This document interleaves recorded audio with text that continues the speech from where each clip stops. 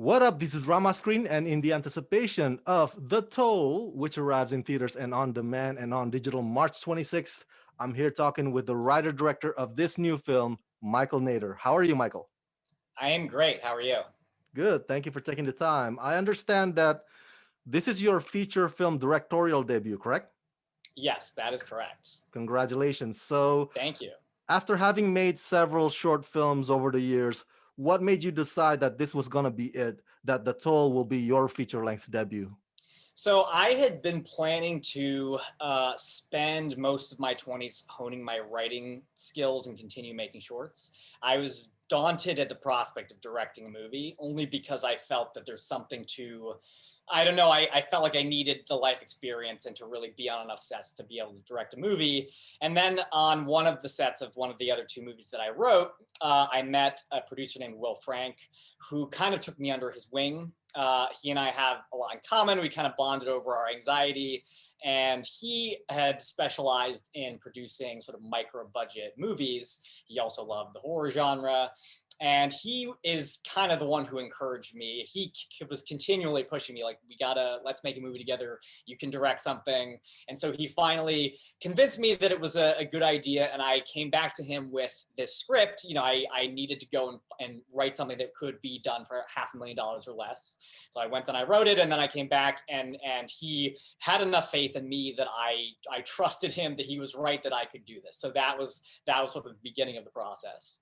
Oh man, and I enjoyed it very much. It was an exciting Thank you. sort of horror psychological thriller, supernatural, of course. And when making a movie that only has one location, obviously it's easier on the budget, it's easier on the production. But were there any logistical challenges shooting out in the woods entirely at night like that? If so, what were they? Yeah, absolutely. I mean, I think, I am pretty accustomed to night shoots at this point. So I actually love shooting at night. However, there were lots of logistical challenges. And I think that there's always going to be a lot of difficulties when you're shooting on a small budget in a very short time frame. We had 15 days. It was very fast. It was very kind of breakneck pace.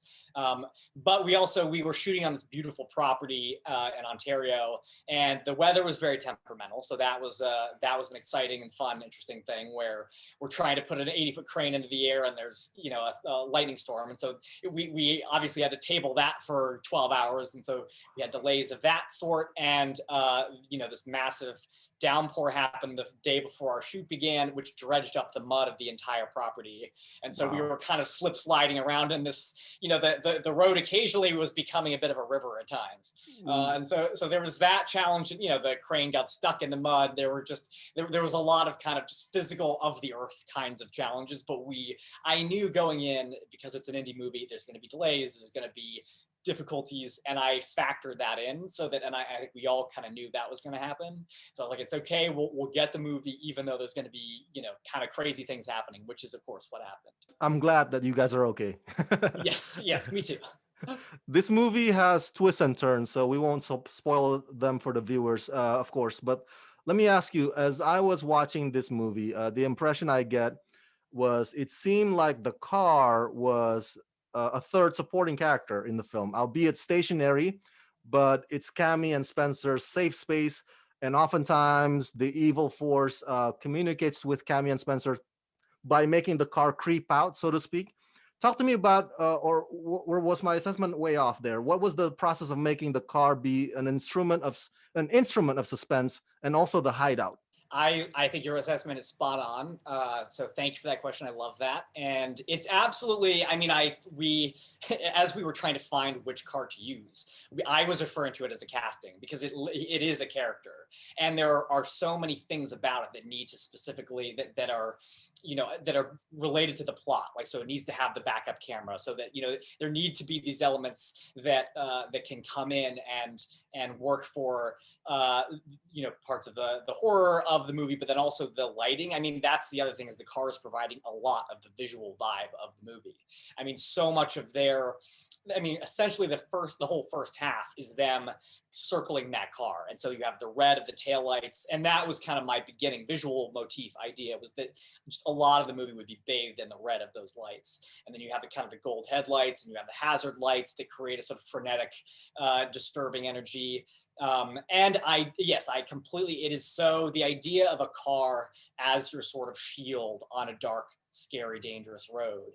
There's something almost romantic about that idea. And then also the idea of ripping that away from someone, because if you're driving along a dark road, you can sort of feel comfortable and you've got music and warmth and you're safe. And then if that's taken away from you and you're forced to go outside, it's sort of this, you're venturing into the dark and who knows what you're going to find there. But, and the other twist, of course, given the plot, is that in the first 12 minutes, the car does not feel like a safe place.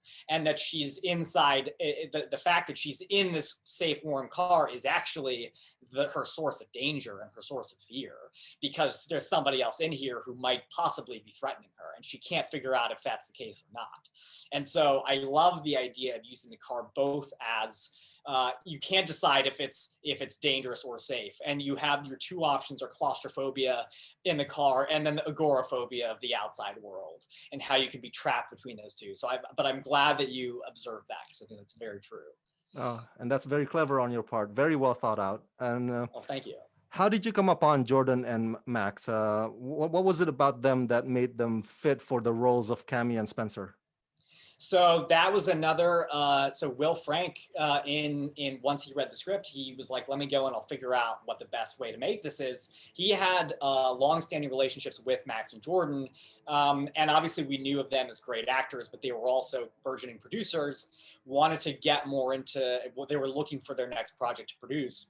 And it just kind of worked perfectly, where he sent me their info and was like, "Look at them. They look so exactly like Spencer and Cammy." And so it was just kind of meant to be from the start. I was like, yes, I can just see Spencer in Max, and I can see Cammy and Jordan. And yeah, and once they got on board, they loved the script. That was very exciting. Then we knew we had this kind of partnership. And yeah, I mean, it was a very fun and unique experience of having your producers also be your actors, because we were all invested in the movie.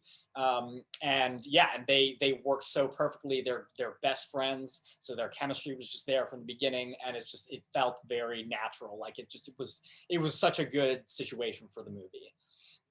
And finally, is this movie gonna do to Rideshare what Jaws did to swimming in the ocean?